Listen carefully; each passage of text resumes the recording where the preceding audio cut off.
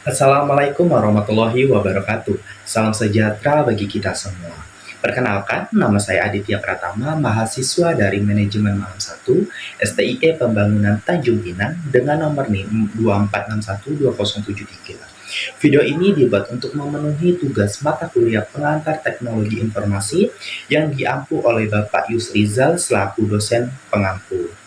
Pada kesempatan kali ini saya akan membahas tentang etika dalam penggunaan teknologi informasi. Semoga penjelasan yang saya sampaikan dapat bermanfaat dan memberikan gambaran yang jelas mengenai topik yang dibahas. Selamat menyaksikan. Etika atau etik bermakna sekumpulan azas atau nilai yang berkenaan dengan akhlak, tata cara, atau adat sopan santun. Nilai mengenai kebenaran dan salah tentang hak dan kewajiban yang dianut oleh suatu golongan atau masyarakat.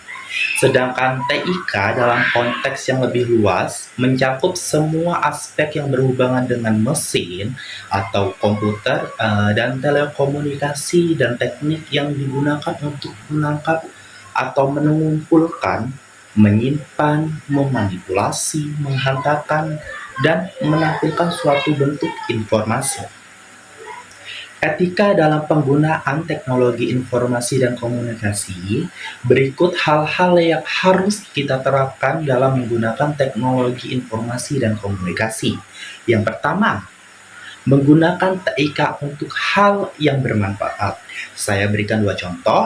Contoh pertama, seorang mahasiswa memanfaatkan internet untuk mengikuti kursus daring gratis tentang desain grafis guna menambah keterampilan profesionalnya.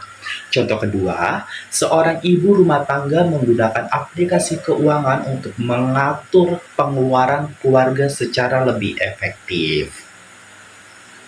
Kedua, tidak menggunakan perangkat lunak untuk suatu kejahatan.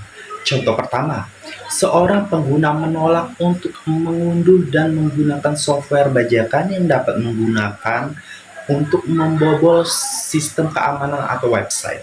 Contoh kedua, seorang pelajar tidak menggunakan aplikasi modifikasi game untuk curang dalam permainan karena menyadari itu melanggar aturan dan etika. Ketiga, tidak memasukkan dan menyebarkan hal-hal yang bersifat pornografi, kekerasan, dan merugikan orang lain. Contoh pertama, seorang pengguna WhatsApp tidak meneruskan pesan video yang berisi kekerasan karena sadar itu bisa menimbulkan trauma bagi penerimanya. Contoh kedua, seorang konten kreator menyadari kontennya agar tidak mengandung ujar kebencian atau pornografi sebelum diunggah ke YouTube. Yang keempat, tidak memasukkan sistem informasi orang lain secara ilegal. Contoh pertama, seorang siswa tidak mencoba masuk ke akun e-learning temannya untuk mengubah nilai tugas. Contoh kedua, seorang pegawai tidak mengakses file rahasia milik divisi lain tanpa izin, meskipun memiliki akses jaringan internal.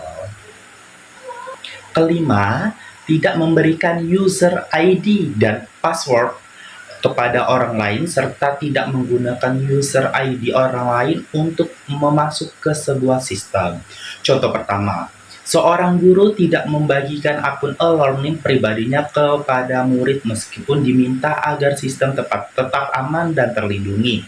Contoh kedua, seorang siswa tidak menggunakan akun temannya untuk mengakses perpustakaan digital meski temannya memberikannya karena tahu itu tidak diperbolehkan.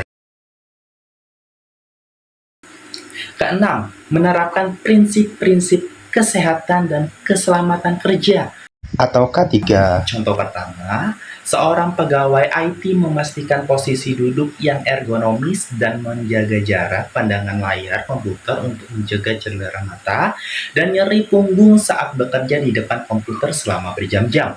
Contoh kedua, teknisi jaringan selalu memastikan aliran listrik dan menggunakan alat perlindungan diri atau APD saat memperbaiki kabel jaringan untuk menghindari resiko sengatan listrik.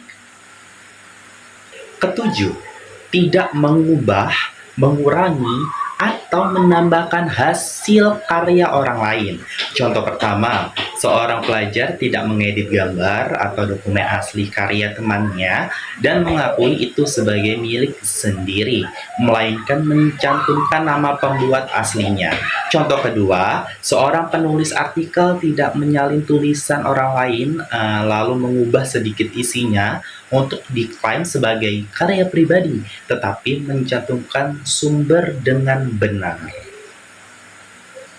Kedelapan, tidak memasuki sistem informasi orang lain secara ilegal. Contoh pertama, seorang gamer tidak mencoba menebak atau mencuri akun gamer orang lain demi mendapatkan item atau level secara curang. Contoh kedua, seorang siswa tidak menggunakan aplikasi peretas untuk membuka email guru atau orang lain karena tahu itu termasuk pelanggaran hukum dan etika.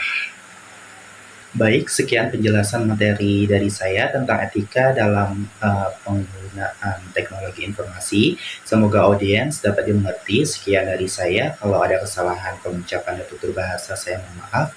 Wabillahi taufiq wal hidayah. Wassalamualaikum warahmatullahi wabarakatuh.